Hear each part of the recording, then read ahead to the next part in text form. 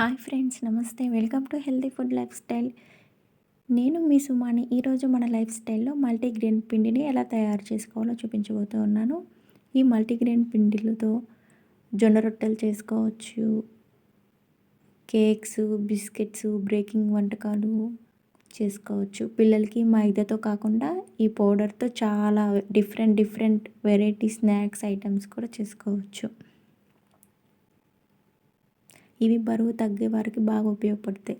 ముందుగా మనం ఒక 2 కేజీలు జొన్నలు తీసుకొని 2 కేజీలు సజ్జలు,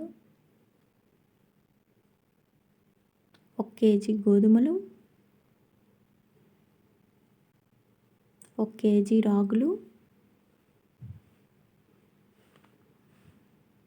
ఓట్స్, సఫోలా ఓట్స్ 1 కేజీ.